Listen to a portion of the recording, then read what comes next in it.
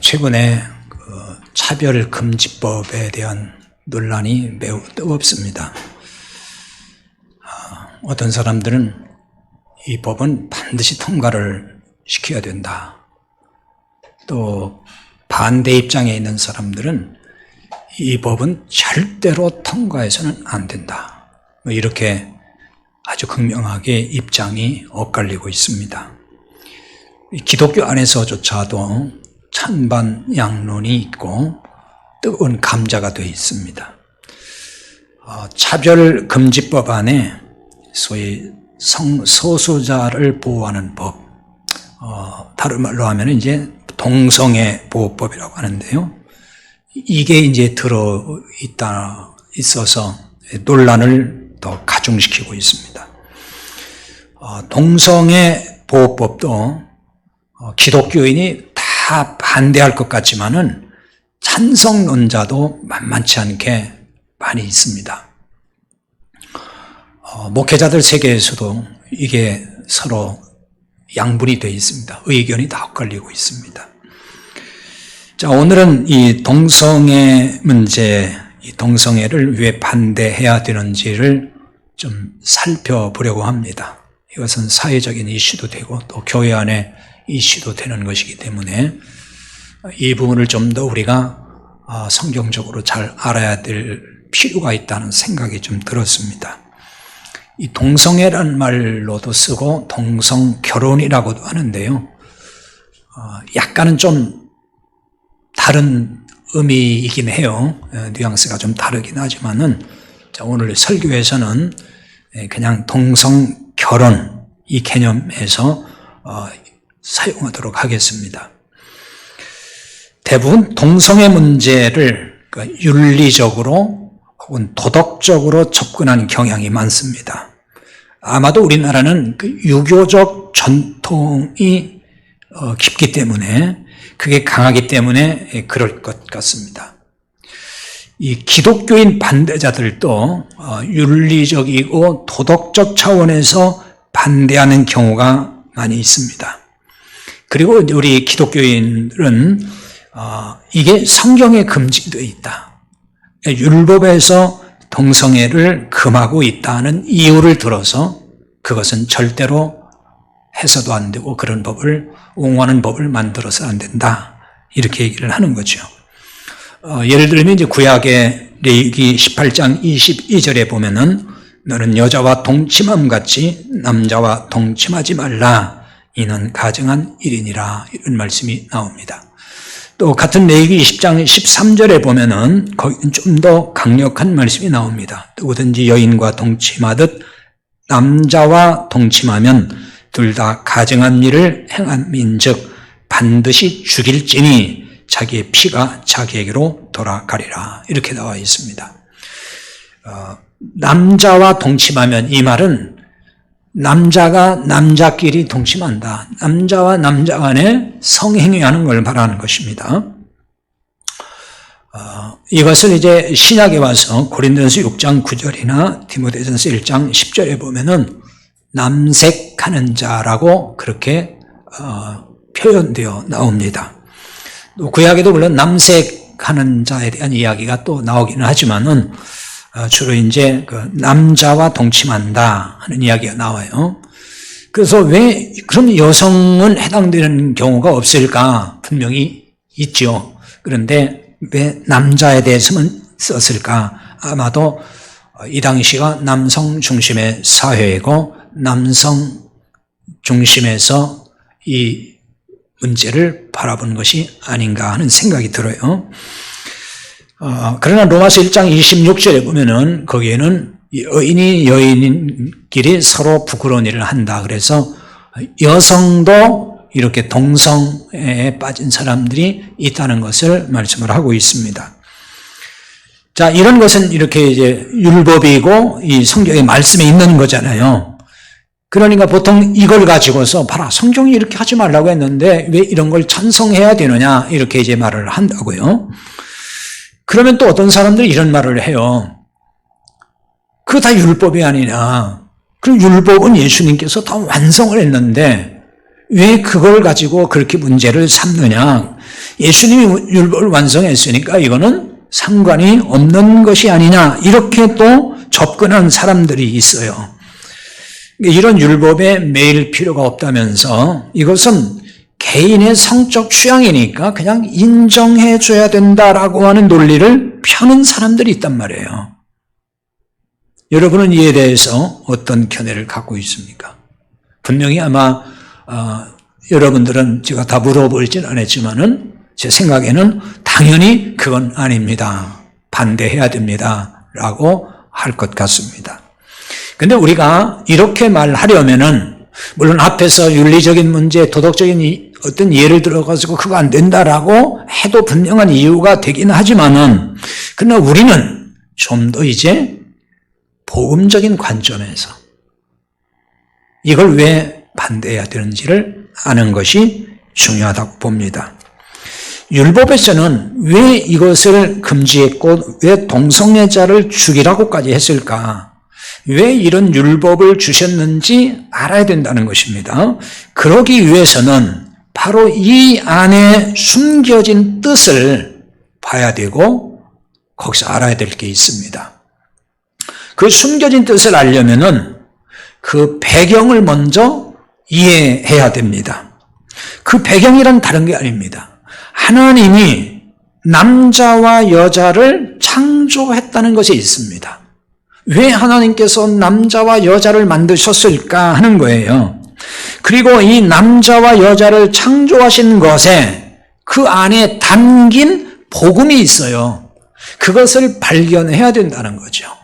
그런데 사람들은 그것을 놓치고 있다는 것입니다. 이 복음을 발견하면은 동성애를 반대하는 복음적 이유를 분명하게 이제 알게 되는 것입니다. 하나님은 왜 남녀를 창조하시고 남녀의 결혼 제도를 두셨을까요? 아니 그냥 사람이란 존재를 만들고 그냥 사람끼리 살아도 되잖아요, 사실은. 그렇지 않나요? 근데 왜 남녀를 만들고 결혼 제도를 두시고 그렇게 살게 하셨을까? 이것을 잘 해석해 주는 말씀이 바로 오늘 본문 에베소 5장 22절에서 33절까지 말씀입니다. 이 내용을 보면은 이게 지금 부부관계를 말씀하는 건지 예수님과 교회를 말씀하는 건지 좀 헷갈려요. 여러분 지금 아까 읽었지만은 명확하게 그 뜻이 들어옵니까? 하지만 좀 잘 깊이 살펴보면 예수님과 교회 관계를 가르치고 있다는 것을 알 수가 있어요. 보기에는 이게 부부의 문제 같은데, 그 얘기를 하는 것 같은데 사실은 그보다는 주님과 교회의 관계를 설명하는 거예요. 쉽게 말하면 우리가 어떻게 구원을 받는지 구원의 복음을 깨닫게 해주는 말씀인 거예요. 이 부분을 깨닫게 되면은 동성애가 왜 문제인지 알 수가 있어요. 왜 반대해야 되는지 복음적인 이유를 알게 된다. 그런 얘기입니다. 먼저 에베소서 5장 29절에서 30절을 보겠습니다.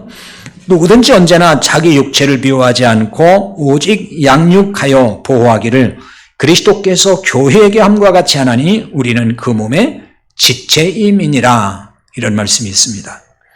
여기서 주목할 부분은 우리는 그 몸의 지체임이니라 라는 말씀이에요. 성경 사본학자들이 있습니다. 우리가 지금 보는 이 성경이 나오기까지는 많은 사본이 있는데 그 사본들 중에서 지금 보는 성경이 나온 거예요. 사본은 하나만 있는 게 아니고 이를테면 A사본, B사본, C사본 여러 사본이 있어요. 그 사본을 취합을 해가지고 거기서 이제 이 소위 정경화해서 오늘날 우리가 보는 성경이 나왔거든요. 그 사본들 가운데 보면은 어떤 사본학자에 의하면은 오늘 읽은 이 우리는 그 몸의 지체임이라고 하는 그 뒤에 삽입구가 있는 사본이 있다는 거예요. 지금 우리는 그것이 없는 성경을 보는 거죠. 우리가 성경을 읽다 보면 어떤 때는 가로하고 없음 이런 것도 있죠. 그건 뭐냐면 어떤 사본에는 없다는 거예요. 근데 여기에는 있다는 얘기죠. 그와 같이 어떤 사본에는 뒤에 이런 삽입과 있다는 겁니다. 그의 살에서 났으며 그의 뼈들에서 났으며. 그러니까 우리는 그 몸에 지체 이민이라 해놓고 나서 그 뒤에 또 하나가 있는데 그의 살에서 났고 그의 뼈에서 났다. 이게 있다는 거예요. 이것을 넣어서 이 오늘의 본문을 보면은 훨씬 더 이해가 쉬워지고 빨라집니다. 그의 살에서 났고 그의 뼈들에서 났다는 말을 자 어떻게 이해할 수 있을까요? 무엇을 의미할까요? 여러분 금방 연상되는 게 없나요? 아담을 잠들게 한 후에 아담의 뼈를 취해서 여자를 만들었잖아요. 그게 연상이 되지 않나요? 바로 뼈에서 났다. 그 살에서 나왔다. 그거 얘기하는 거예요. 창세기 2장 22절에 보면은 여호와 하나님이 아담에게서 취하신 그 갈빗대로 여자를 만드시고라고 했습니다. 바울은 본문에서 아담과 여자의 관계를 통해서 주님과 교회 혹은 교회 즉 성도로 설명하는 거예요. 자, 오늘 여기서 교회라는 이야기가 나오면은 바로 그게 나고 성도라고 여러분이 이렇게 정리가 돼서 알아들으셔야 됩니다. 교회 나오면은 또 건물 생각하면은 이 말씀이 이해하기 어려워집니다. 교회는 바로 우리 성도고 내가 되는 거예요. 구원받은 우리가 되는 겁니다. 그러니까 아담은 그리스도요, 여자는 교회, 즉 성도라고 모형을 설정했다는 얘기예요. 하나님이 제정하신 남녀 결혼을 통해서 주님과 우리와의 관계를 말해주고 있다는 얘기예요. 그러니까 이를 뒷받침하는 말씀이 있어요. 로마서 5장 14절인데요. 거기 이렇게 나와 있습니다. 그러나 아담으로부터 모세까지 아담의 범죄와 같은 죄를 짓지 아니한 자들까지도 사망이 왕노릇하였나니 아담은 오실자의 모형이라. 모형이란 말은 원형이란 뜻이에요. 아담은 누구라고요? 오실자. 오실자가 누구예요? 예수님을 말하는 거예요. 예수 그리스도에 대한 원형, 모형이라 그랬어요. 그렇다면 아담의 갈빗대로 만든 여자는 누구의 모형일까요? 무엇을 가리키고 있을까요? 넓은 의미에서 보면은 이것은 인간의 모형이라고 할 수 있고요. 좁은 의미에서는 교회의 모형이요, 즉 성도의 모형입니다. 그래서 바울이 우리는 그 몸의 지체였다 이렇게 말하는 거예요. 그 몸이 누구예요? 주님의 몸에 우리는 지체였다는 거예요. 마치 이런 것과 같은 거죠. 자, 아담에게서 여자가 나왔습니다. 그러니까 여자는 본래 아담과 한 몸이라는 얘기잖아요. 거기서 나온 거예요. 그래서 지체라는 거예요. 그와 같이 우리는 본래 주님과 이렇게 영적으로 한 몸이라는 거예요. 하나였는데 우리가 거기서 나온 지체라는 거죠. 이해가 됩니까? 굉장히 어려운 얘기이긴 해요. 이런 얘기를 또 처음 듣는 거는 더 어렵게 다가올 것 같은데요. 바울은 지금 구원의 복음을 아담과 여자를 통해 설명을 하는 겁니다, 지금. 본래 주님과 한 몸이었던 인간이 주님을 떠난 것으로 해석을 한 거예요. 그게 바로 뭐냐? 선악과 따먹고 범죄한 것이라고 그렇게 이해하고 해석한 거예요. 자, 어려운 얘기긴 한데요. 잘 집중해 들어보세요. 그래서 둘째 아담 예수님이 주님을 떠난 인간을 구하시기 위해서 이 세상에 오셨다는 겁니다. 자, 이렇게 보면은 아담이 여자의 유혹으로 인해서 선악과를 따먹은 게 아니라는 얘기가 되는 거예요. 우리는 보통 이제 하와가 먼저 유혹을 받았고 또 하와가 남편의 아담을 또 이렇게 유혹해가지고서 먹으라고 해서 거기 넘어가가지고 먹었다 이렇게 많이 알고 있잖아요. 근데 그게 아니라는 것입니다. 여자의 죄를 짊어지기 위해서 이미 이제 따먹었으니까 내 지체잖아요. 그러니까 그걸 내가 아담이 짊어지기 위해서 스스로 먹은 것이다. 준 것을 먹었다는 거죠. 그게 맞다는 것입니다. 그것을 뒷받침해 준 말씀이 디모데전서 2장 14절인데요. 거기에 이렇게 나와 있어요. 아담이 속은 것이 아니고 여자가 속아 죄에 빠졌음이라 이렇게 나와 있습니다. 창세기 3장 6절에 보면 분명히 하와가 남편에게 열매를 주니 먹었다 그렇게 나와요. 하와가 뭐 유혹해서 먹었다는 얘기가 아니고 열매를 주니까 받아 먹었다는 거예요. 이렇게 보면은 아담이 무슨 유혹을 받아서 거기에 넘어가서 먹은 게 아니라는 걸 알 수가 있는 것입니다.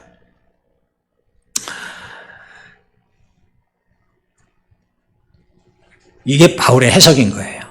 이 해석으로 보면은 이게 속아서 먹은 것이 아니고 알면서 먹었다. 왜 그랬을까요? 그 죄를 짊어지기 위해서입니다. 왜냐하면 아담이 누구 모형이라고 했죠? 그리스도의 모형이라고 했잖아요. 그리스도의 원형이니까. 그러니까 아담은 그리스도를 예표한 것이고 그리스도의 역할을 보여주고 있다는 거예요. 그러면 그렇게 보면은 아담이 속아서 먹었다면 그리스도가 속아서 범죄자가 되었다는 말과 같이 되기 때문에 이것이 안 맞는 거라는 얘기죠. 여자는 인간을 지금 대표하는 거예요. 범죄한 인간, 그 인간을 구하시기 위해서 스스로 죄인 되셨다 그 얘기입니다.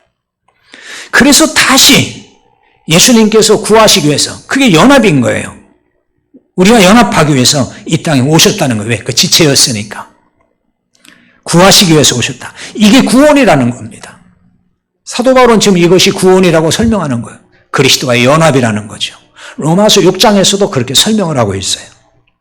고린도전서 15장 45절에 가서 보면은 기록된 바 첫사람 아담은 생명이 되었담과 같이 마지막 아담은 살려주는 영이 되었나니 그랬어요. 마지막 아담이 누구예요? 예수님을 말하는 거예요. 첫사람 아담은 생명이 되었다. 이 말은 생명 있는 존재가 되었지만 그 말이에요. 근데 마지막 아담 예수님은 살려주는 영이 됐다. 즉 생명을 주는 존재라는 얘기예요. 마지막 아담이 예수 그리스도예요. 살려주는 영으로 오신 것은 참 생명을 주시는 분으로 오셨다. 그 말입니다. 고린도전서 15장 47절에 가서 보면은 첫사람은 땅에서 났으니 흙에 속한 자이거니와 둘째 사람은 하늘에서 나셨느니라 그랬어요. 둘째 사람은 누구예요? 예수 그리스도를 말하는 겁니다. 하늘에서 나셨다는 말은 그러니까 예수님은 하늘에서 오셨다는 뜻이에요. 이 문제를 사도 바울은 지금 본문 31절에서 그러므로 사람이 부모를 떠나 그의 아내와 합하여 그들이 한 육체가 될지니 이 비밀이 크도다. 나는 그리스도와 교회에 대하여 말하노라. 이렇게 지금 말씀하는 거예요. 31절은 사도 바울이 창세기 2장 24절인 이러므로 남자가 부모를 떠나 그의 아내와 합하여 둘이 한 몸을 이룰지로다 라고 하는 이 말씀을 인용하는 거예요. 바울은 창세기 2장 24절을 통해서 뭘 설명하는 거예요? 복음을 설명하는 겁니다. 구원의 복음을 말하고 있는 거예요. 남자는 그리스도를 말하고 부모는 하나님을 말하는 것입니다. 남자가 부모를 떠나 그랬죠. 그게 예수 그리스도를 말하는 거예요. 부모는 하나님을 말하는 것입니다. 부모를 떠나는 것은 예수님이 세상에 오신 것을 말하는 거예요. 왜 그리스도가 하나님을 떠나 세상에 오셨습니까? 자, 본래 한 몸이었다가 떠나간 아내, 즉 다 범죄한 인간입니다. 그 아내와 합하기 위해서 오셨다. 그 얘기인 거예요. 그래서 하나님을 떠난 자들을 구원해서 다시 한 몸을 이루기 위해서라는 뜻입니다. 이해가 됩니까? 어렵죠?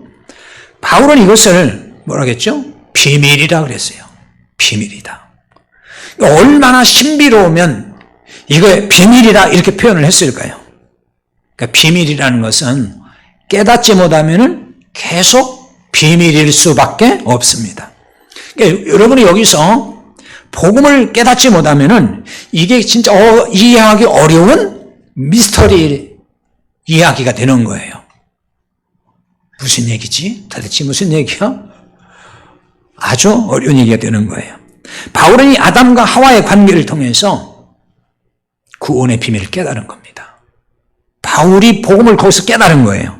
복음의 비밀을 깨닫고 지금 말해주는 것이고 가르쳐주는 거예요.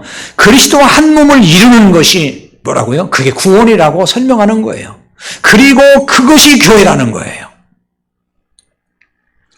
여기서 우리는 왜 동성이 아닌 남녀가 결혼을 해야 되는지 그것을 알아야 됩니다.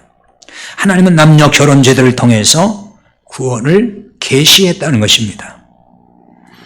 이 때문에 동성결혼은 구원을 회방하는, 즉 구원의 복음을 회방하는 것이 됩니다. 그건 결국 하나님의 일을 회방하는 것이에요. 그럼 왜 구원의 복음을 회방하는 것이라고 말할 수가 있을까요? 이 문제를 크게 생물학적인 이유와 영적인 이유로 나누어서 생각해 볼 수 있습니다. 자, 먼저 생물학적인 이유입니다. 하나님은 남녀 결혼 제도를 통해서 구원 계획을 이루어 오셨어요. 하나님이 아브라함을 이제 부르시면서 구체적인 하나님의 구원의 로드맵이 시작되는 겁니다. 아브라함을 통해서 약속하신 게 메시아 탄생의 약속입니다. 너의 후손을 통해서 천하 만민이 복을 얻는다. 그건 메시아 그리스도를 얘기하는 거예요. 그래서 천하 만민이 구원받는다는 얘기를 그렇게 표현한 것입니다. 그리고 그것을 나중에 다윗의 후손이라고 나옵니다. 메시아는 다윗의 후손으로 오신다. 그러니까 이 얘기가 다 뭡니까? 남녀 결혼 제도 안에서 이루어지고 온다는 얘기예요. 너의 후손을 통해서. 그 얘기입니다. 그러니까 하나님이 메시아를 어느 날 다 성인된 메시아를 하늘에서 이렇게 강림하셔서 이 땅에 하늘에서 쭉 떨어지게 해서 그렇게 오시겠다는 얘기가 아니란 말이에요. 남녀 결혼 제도 안에서 이 땅에 오시게 했다는 거죠. 하나님의 구원을 이루어 가시는 방법이 이것입니다. 이처럼 구원받은 가정을 통해서 구원의 백성이 되게 하십니다.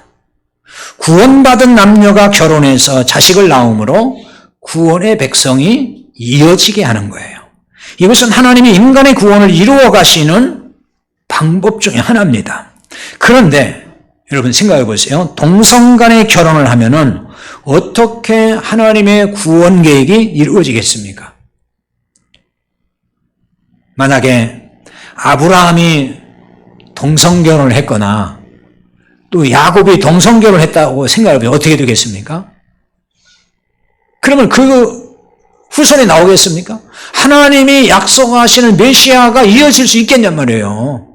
동성결혼하면 자식을 낳을 수가 없잖아요. 그럴 때면 하나님의 구원 계획이 회방하는 것이 되는 거예요. 하나님이 아무리 언약을 하셨지만은 난 그냥 여성과 살기 싫고 난 남자인데 남자끼리 그냥 살고 싶다 이래서 동성결혼했다 그러면은 그게 다 회방이 되는 거예요. 그럼 이스라엘도 나올 수가 없어요. 12지파가 나올 수도 없는 것이고 메시아 탄생이 될 수 없는 거죠. 이 때문에 동성 간 결혼은 윤리적인 문제도 되지만은 그 이상의 문제라는 거예요. 우리는 그걸 가지고 얘기를 해야 되는 것입니다. 동성 결혼은 지금도 진행 중인 하나님의 구원 계획을 회방하는 것이 되는 거예요. 구원의 회방은 배후에 항상 마귀가 있다는 거 알아야 됩니다. 마귀가 가장 싫어하는 게 구원받는 거예요. 이것이 동성애를 반대해야 될 중요한 이유 중에 하나입니다. 또 하나는 영적인 이유가 있습니다. 결혼을 통해 자식을 낳는 것은 생물학적으로도 매우 중요합니다. 결혼하면 당연히 자식을 낳아야 돼요. 근데 요즘에 젊은 부부들이 자식을 안 낳고 있어요. 그래서 이게 지금 사회적 문제가 되고 국가적인 문제까지 되고 있는데, 그런데 생물학적인 이유로도 중요하지만은 여기에 영적인 이유가 있다는 것.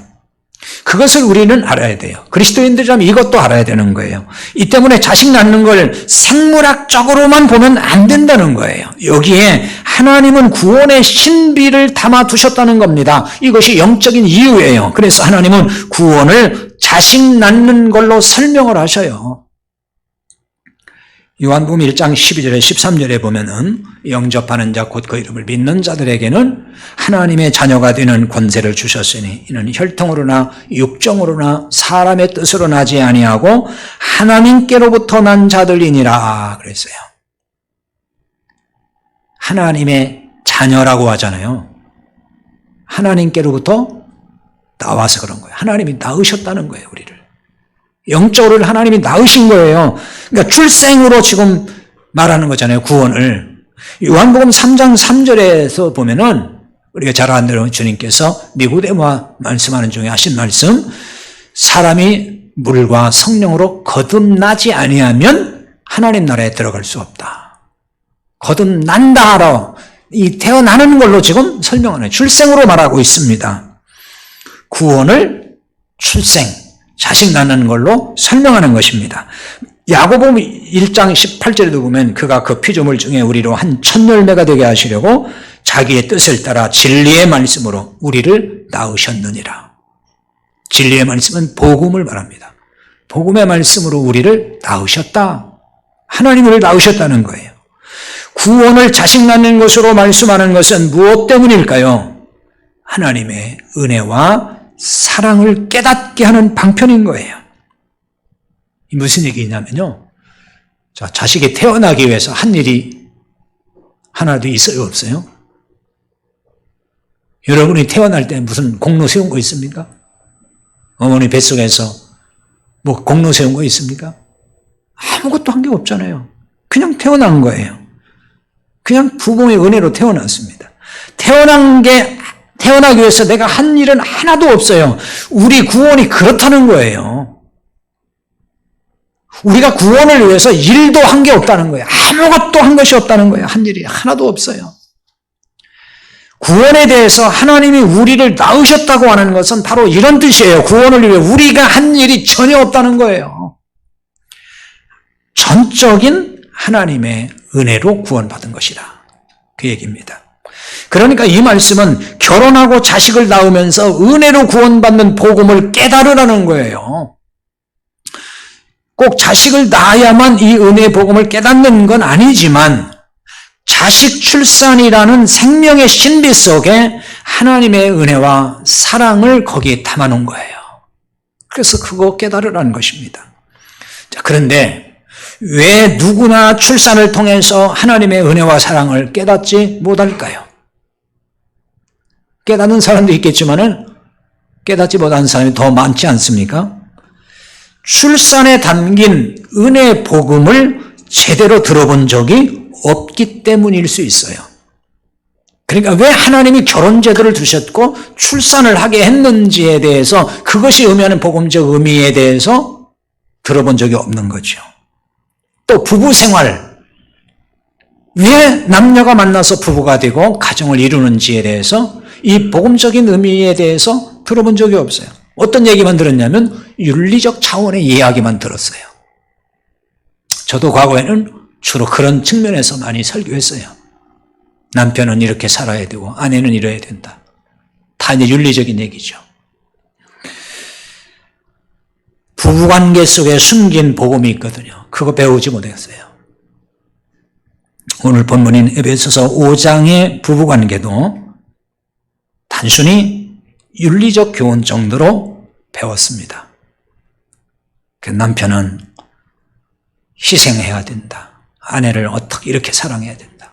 아내는 남편에게 복종하고 또 이렇게 해야 된다. 뭐 이런 이야기죠. 근데 여기에 엄청난 복음의 비밀이 있음에도 우리는 그것을 제대로 알지 못하고 지금까지 이렇게 그냥 신앙생활을 해왔다는 거죠. 그래서 이제라도 결혼과 출산에 숨겨진 복음의 비밀을 깨달아야 됩니다. 자, 오늘 설교를 들으면서 좀 깨닫고 잘 이해했으면 좋겠습니다. 이런 점에서 남녀가 연합하는 이 결혼이 얼마나 중요한지 알 수가 있어요. 반면에 동성결혼은 은혜의 복음을 깨닫지 못하게 회방하는 것이래요. 이게 사탄의 교묘한 전략이 거기 있다는 겁니다. 그래서 반대하는 것입니다. 하나님은 남녀 결혼을 통한 부부를 부부라고 인정을 하셔요. 남자와 남자, 여자와 여자가 부부가 될 수 없다는 거죠. 하지만 동성애자들은 동성 간에도 부부가 될 수 있다고 주장을 해요.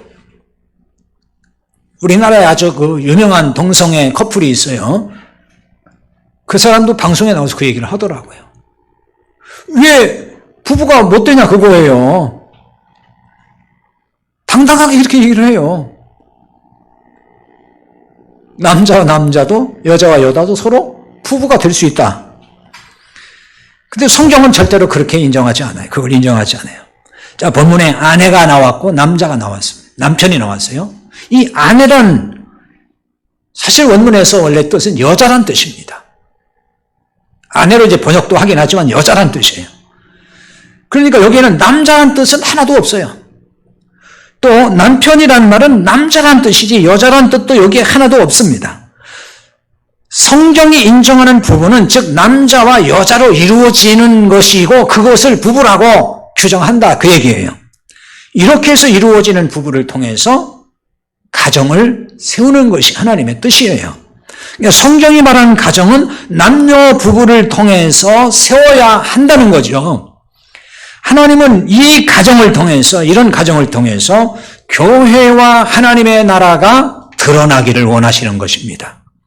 오늘 본문에서 부부관계를 통해서 교회를 제시하고 있다는 것이 바로 이런 걸 증거하고 있는 것입니다. 그러니까 교회는 어떤 조직이나 단체가 아니에요. 하나님의 가족 공동체입니다. 하나님 나라 공동체예요. 에베소 2장 19절에 보면은 하나님의 권속이라는 말을 하고 있어요. 권속이 뭐냐면 가족이라는 뜻입니다. 하나님의 가족이에요. 그게 하나님 나라예요. 그러므로 남녀가 결혼해서 가정을 세우고 가정에서 하나님 나라를 학습하는 겁니다. 그게 가정이에요. 남편의 희생과 헌신을 통해서 주님의 헌신과 희생을 드러내는 것이고요. 남편에 대한 아내의 복종을 통해서 주님께 대한 복종을 배우는 것입니다.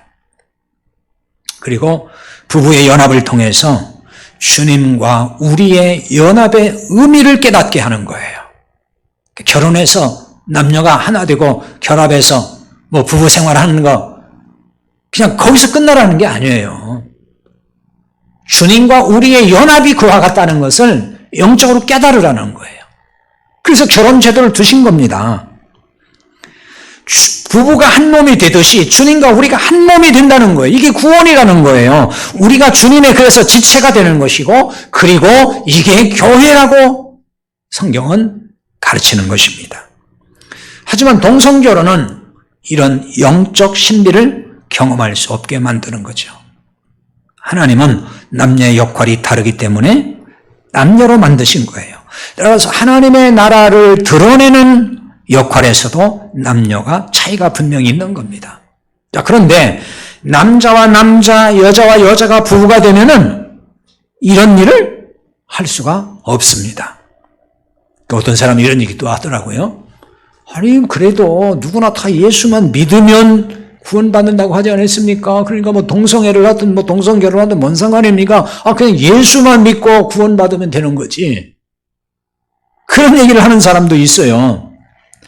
근데 여러분, 구원이라는 걸 잘 이해를 해야 돼요. 구원의 복음을 잘 몰라서 하는 소리라고 할 수 있어요. 믿는다고 하는 것이 뭘 믿느냐가 굉장히 중요한 거예요. 예수를 믿는다고 할 때에 그 믿음이 무슨 믿음이냐는 거예요.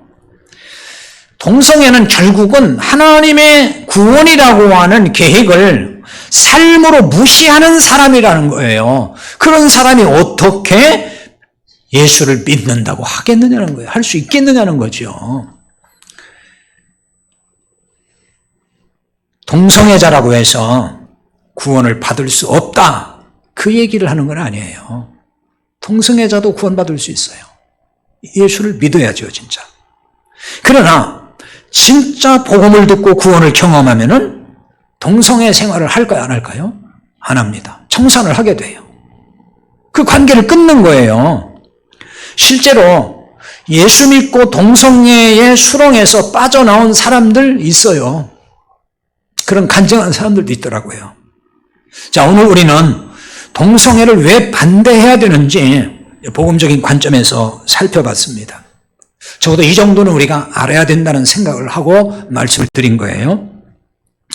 자, 그렇다고 해서 동성애자를 혐오한다거나 차별하자는 얘기가 아닙니다. 차별하는 것이 아니다 이렇게 얘기하면은 딱 그것만 듣고 야, 오늘 우리 담임 목사가 차별금지법 그거 찬성하는 거야. 찬성한데 뭐 이렇게 또 얘기하면 곤란해요.